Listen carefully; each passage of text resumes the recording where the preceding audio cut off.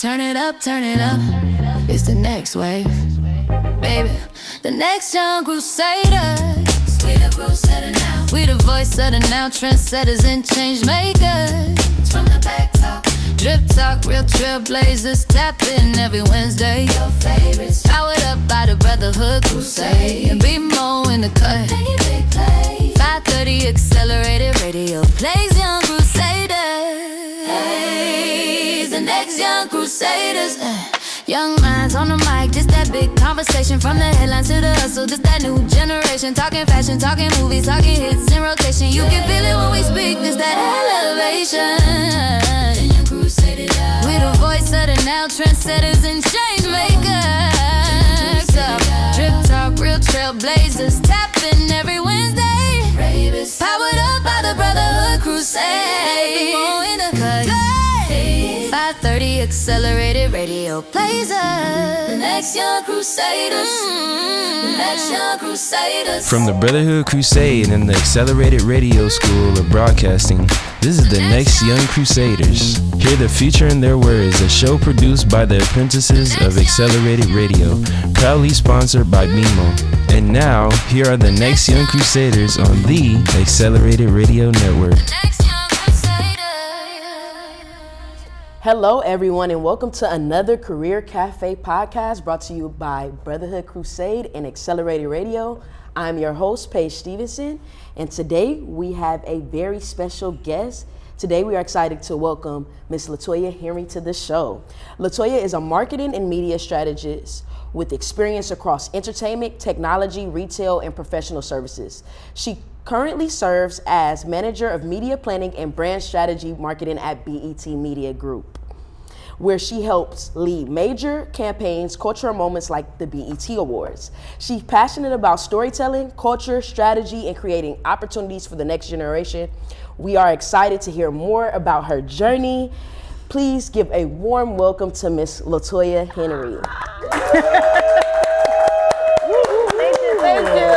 Thank you so much, Paige, for that introduction. Yes, of Glad course. to be here. Thank you. Thank you so much for being here with us today. We're gonna get right into the questions. Let's go. Let's Definitely do want to it. pick your brain about certain things. So just starting off, I want to ask you about your leadership role, and I want to ask you about what leadership means to you, and how has your definition changed throughout your career? Great question. I will say, when I think about leadership, honestly, I think to put it in 4 buckets. So number 1 being building trust. Number 2, being able to allow for clarity.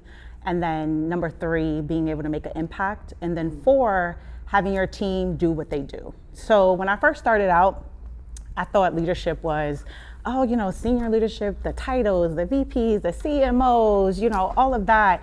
And I'm like, they're SME, subject matter experts, and they have the answers. They know what they're doing. As I got into my career, all that's false. I have realized that a title is a title. And honestly, a lot of people can manage, but most cannot lead. And when I think about going back to the top of the question about those 4 buckets, so building trust is the foundation, I think. If you're able to trust the leader that you're under and vice versa, then you'll be able to actually reach the goal, whatever that goal may be that you're trying to attain. But you have to build that trust first in order for your leader to allow you to do your job, and then for you to believe in your leader to make sure that we're gonna get the job done. Right. When it comes to there might be I learned this from one of our leaders at BET where it was, sometimes there might be a little gray area. So you always want to make sure that there's clarity, that there's always black and white. And I think a good leader is able to distinguish between the two. So allowing you to know, because if I'm confused, then I can't do my job properly. So making sure that there's no gray area, making sure that you're able to, force that clarity of that black and white area. Making an impact is huge because I look at that not only as making an impact on the company, but making the impact of the people that's following you. And that's big, because if you're not making an impact, I look at all the roles that I've had and how I've been able to make an impact. That means something to me. So as a leader, I'm looking up to you, or a leader myself, I want to make sure that I am making that impact in whatever role that I'm doing. And then finally, it's your people.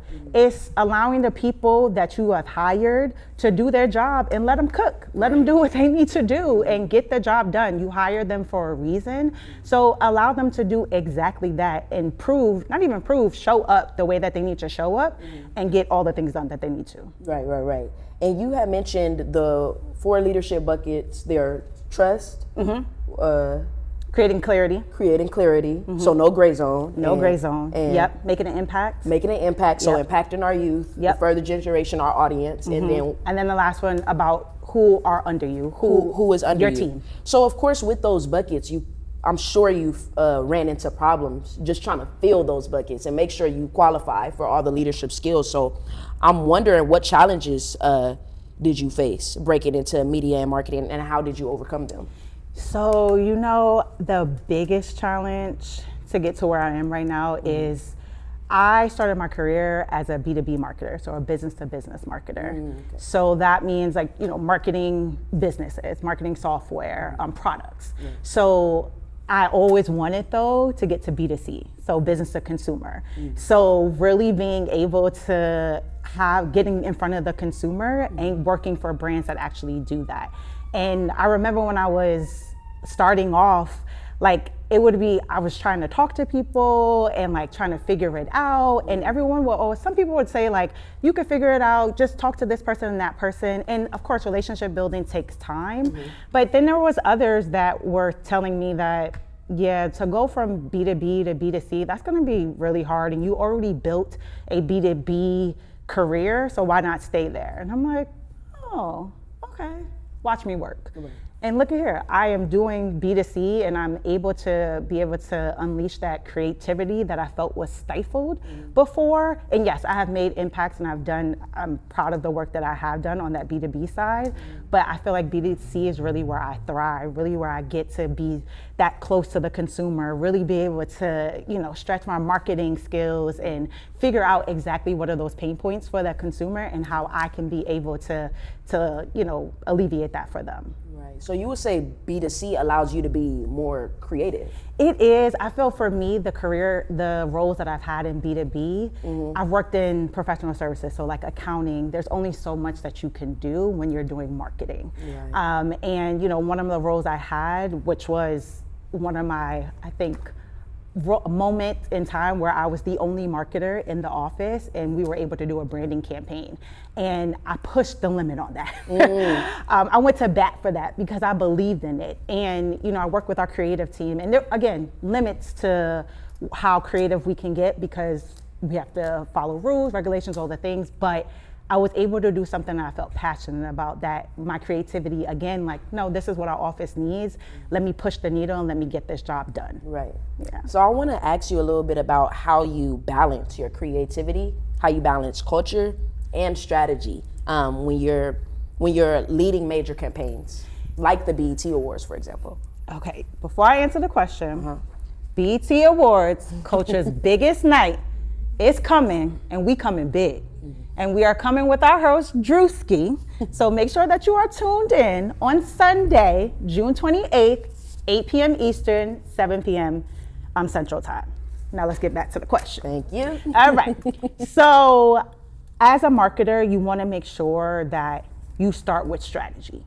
Because if you don't have, strategy is your foundation, and that is my bread and butter. I love strategy. I have my MBA, marketing, planning, and strategy, and I love that because I'm able to really assess, strategy-wise, how am I going to take whatever product, whatever service that I am marketing to my consumers, how am I going to be able to market exactly to them? So what's my target audience? What's my KPIs, key performance indicators? What is my goals? How am I going to be able to attain that? And being able to, with the strategy, define that, and then bring in my teams that I need to be able to execute. So my creative team, my digital team, my social team, my PR team, media, being able to do that as well. And now we have all the teams together, and now we can be able to define, okay, once the marketing strategy is defined, creative can go and, okay, this is what it's going to look like aesthetically, PR, how we're going to roll this out, social, how is this going to look up on, organically, and then from a paid perspective for media,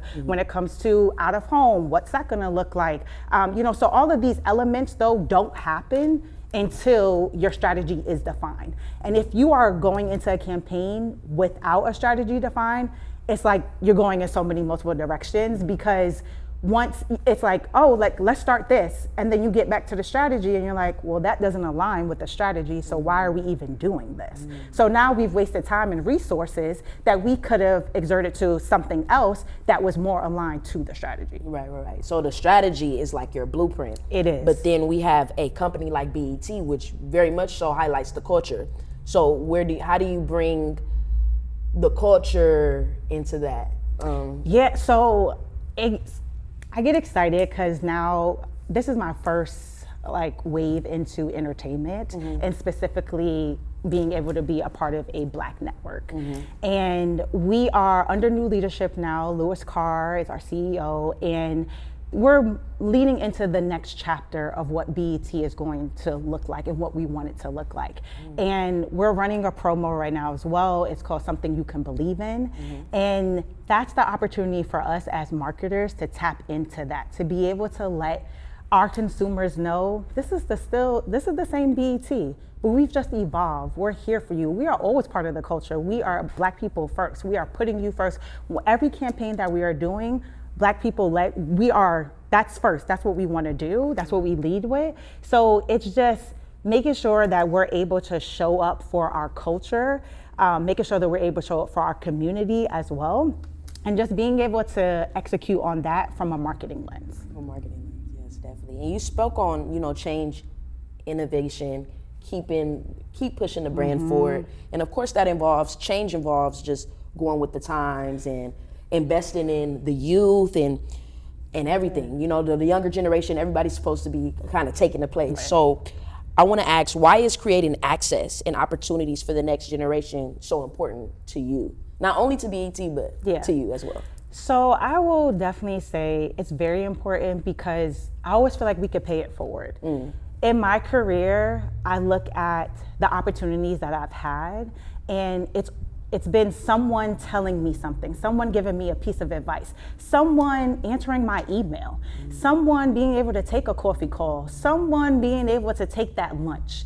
And that has helped me grow into this person that you see today. So why not be able to I have some of the blueprint, not all, I don't have everything figured out, but now paying that forward to someone who wants to be in the same path or similar paths, but give them the blueprint and allow them to know I've made mistakes along the way, but you don't have to make those mistakes. You're gonna make your own, but it's important for me to allow, now I've had help, now let me have somebody else, let me help out someone else. It takes nothing for us to be able to, spend 30 minutes a day, not a day, but 30 minutes of your time with someone. I've done that multiple times where people, reach out to me on LinkedIn, or I meet them at an event and we exchange phone numbers. And I'm like, yes.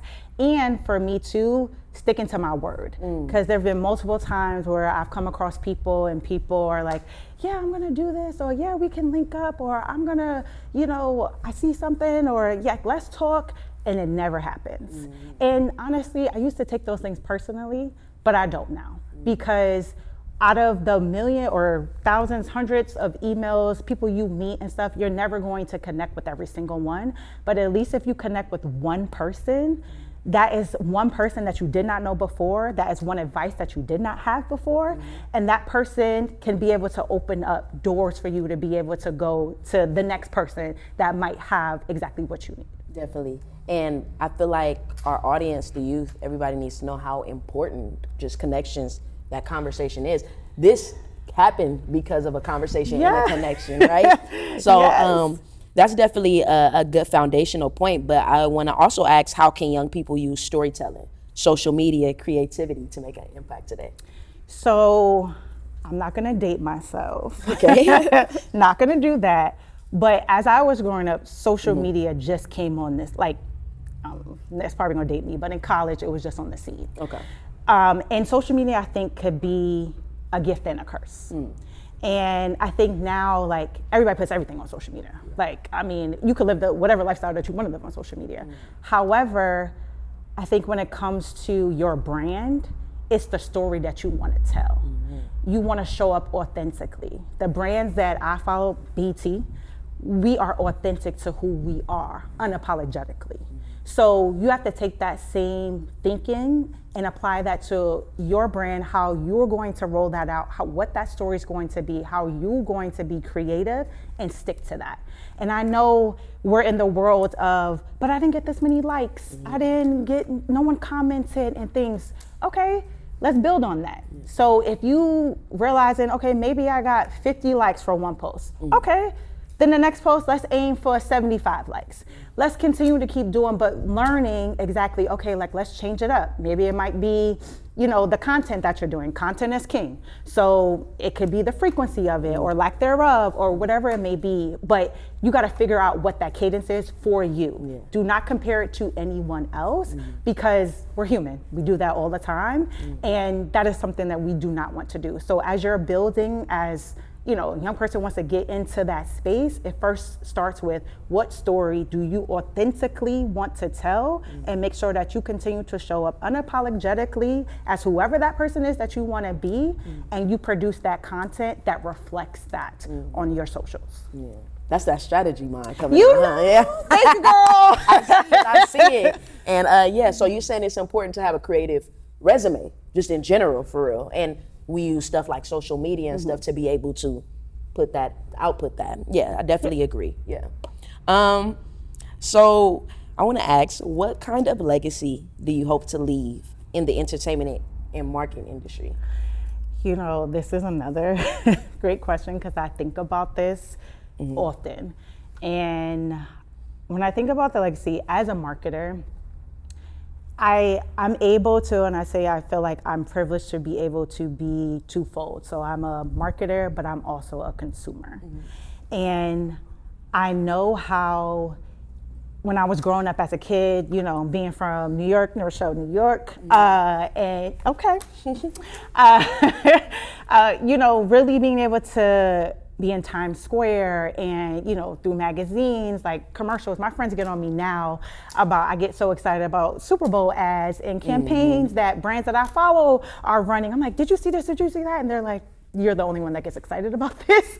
But what I'm getting at is that those brands make me feel a way. And as a marketer, if I have allowed you to feel some sort of way as my campaign, like marketing to you, that's the footprint, that's the legacy that I want to leave, that I made you feel a way. Consumers don't remember what you say, it's how you make that person feel. Whatever brand's page that you're into or that you follow, you probably follow them because they make you feel a way. If you may wear apparel, if you may wear, you know, their products, lotion, whatever it might be, you do that because of how it makes you feel, how it makes you look, whatever it may be. But I want to be, as my legacy of knowing like LaToya Henry, like being able to have her footprint on these campaigns that are, number one, culturally resonant to the world and stuff, but also like being able to make you feel the same way that I felt when I saw billboards growing up. Like when I see in magazines, when I see a Super Bowl ad and I'm like, yeah, they did that, or nah, they didn't hit the mark with that. Like, so I want to be at that legacy I want to leave is how have I made you feel and how have I improved your life in whatever capacity. Yeah. Sounds like you want to be a part of people's moments and memories and nostalgia. I do, and because you remember those campaigns. I remember campaigns, I could tell you. No, for real. Reese's Puff, like, a whole bunch of them. No, for real. I can tell you those campaigns because they resonated with me. You're right. You know, I felt something when I saw that. Like, it did something for me. And I may not remember exactly, but I could tell you parts of it, or the marketer in me, I could probably tell you everything. But I know the feeling that I had when I saw that. Does being as a consumer, Yeah. and then you see both sides, right? know. So is that a hard kind of fine line to walk, or does it help you? It helps. Okay. It really helps because I have my marketer hat on and I'm like, yeah, like strategy and how we're gonna do this, but I also am like, if I'm a consumer, how will I take this? Like, you know, what will I get from that? You know, I will say, so I started off my career in retail, and in the beginning, like, I was like, oh, like, I don't want to work in the stores and stuff like that. And looking back though, I was happy that I did work in the stores, because now in my career, that one-on-one experience that you have with the consumer, especially in the store on the ground, you're able to know their buying journey, like what products they like, why they like them, why they keep coming back. Like, you're able to build that relationship with them on the ground, in the store with them. So now I'm able to take that corporately and be able to know, like, oh, if I'm a consumer, I'm walking in the store, what does my journey look like throughout the store? Or if I'm on a digital campaign, and what does their journey look like from when I get on the website to when I'm clicking through all the way to that CTA, you know, what I want you to be able to, the call to action, what I want you to be able to do. So I think it does help me to be able to be both, because I could look at it from both lenses. Yeah. I would assume that it would kind of be a jaded lens on the consumer side, only because it sounds like you're so excited and you're so work on hands with creativity wise. So sometimes I was wondering, does it give it a jaded perspective? Like, oh, this is what I think I would see fit. You know, is it hard for you to let it go and let the product?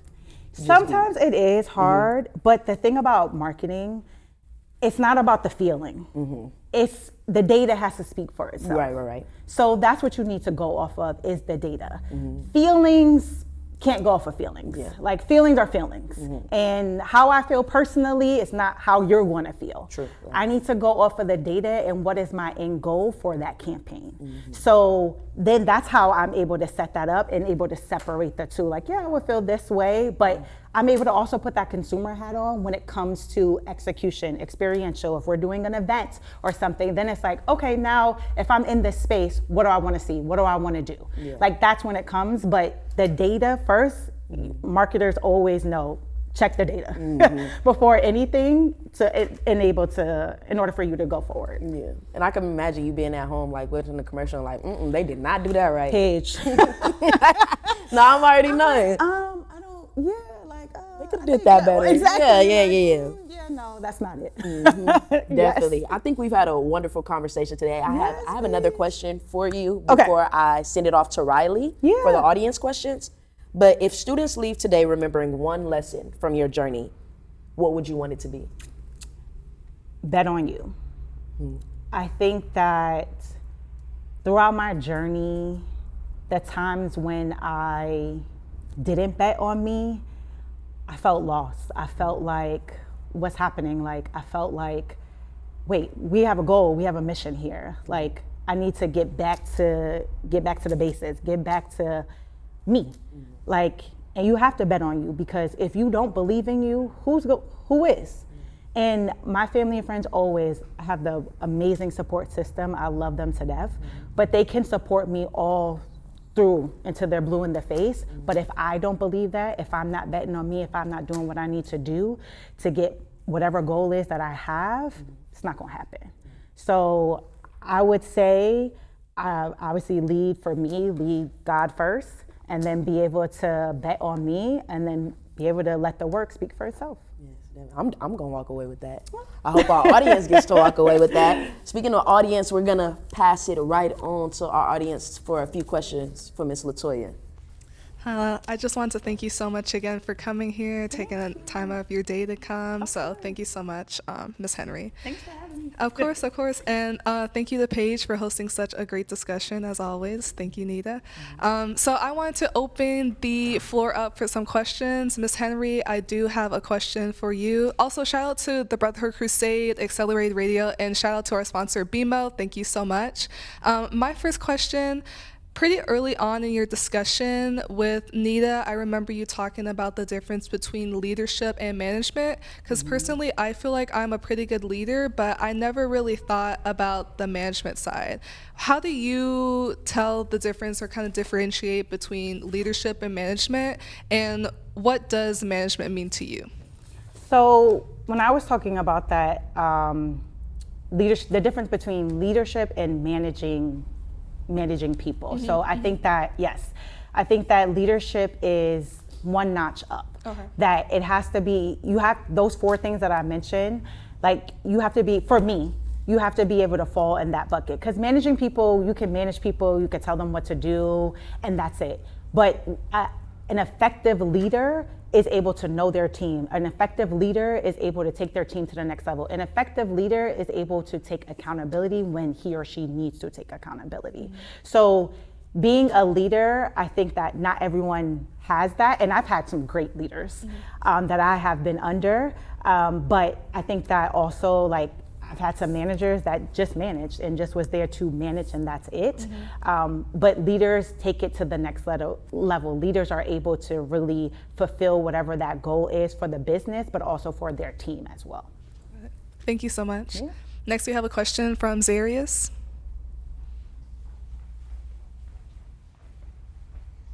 Okay, I have a question about the Juicy thing. Like, can you elaborate more on, like, what's going on with that? I just wanna know more than that. Now.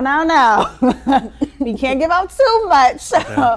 But no, Juicy is hosting this year, and actually Juicy is the youngest host that we've had for VAT Awards. So we're super excited about what's to come. See, you wasn't even paying attention.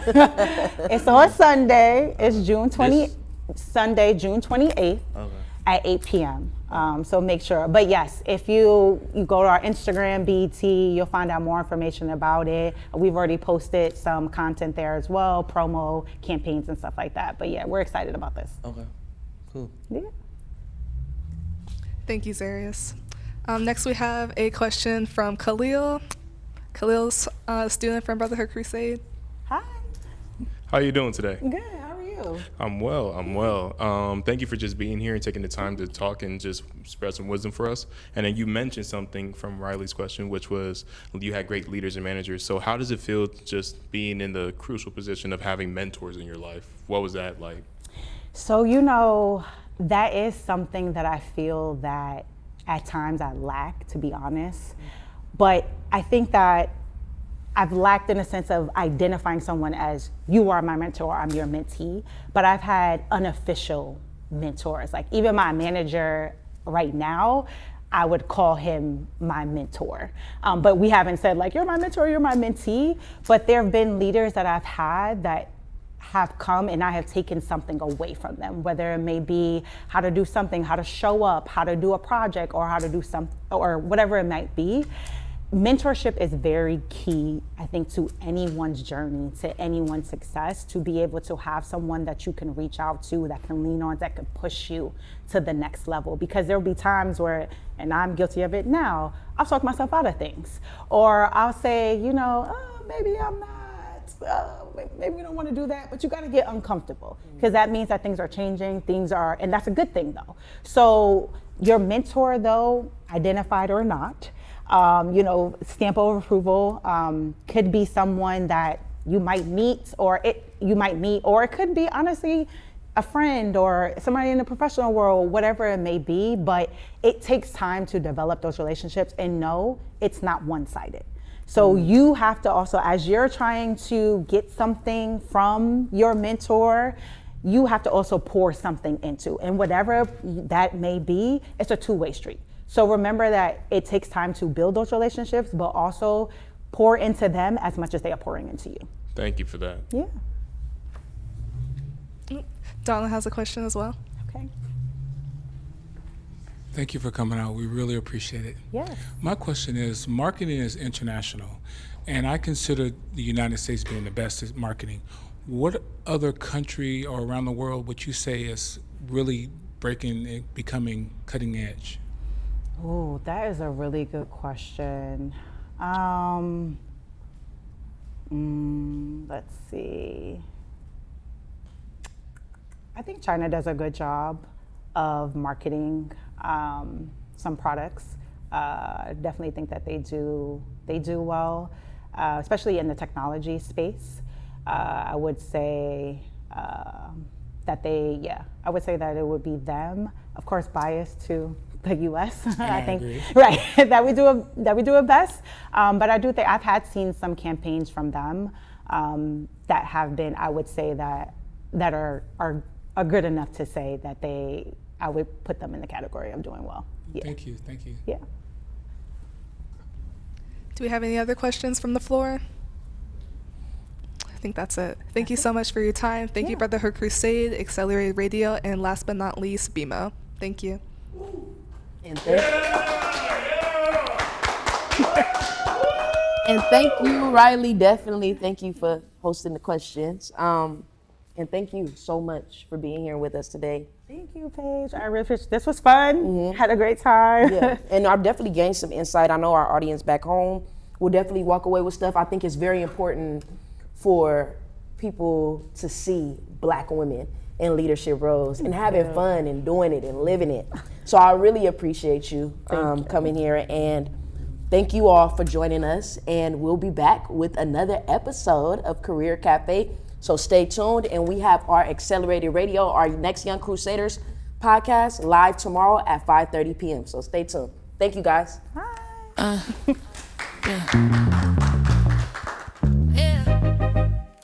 Turn it up, it's the next wave. Baby, the next Young Crusaders. We the Crusader now. We the voice of the now, trendsetters and change makers. From the back talk, drip talk, real trailblazers, tap in every Wednesday. Your favorites, powered up by the Brotherhood Crusade. And be more in the cut. 5:30 Accelerated Radio plays Young Crusaders.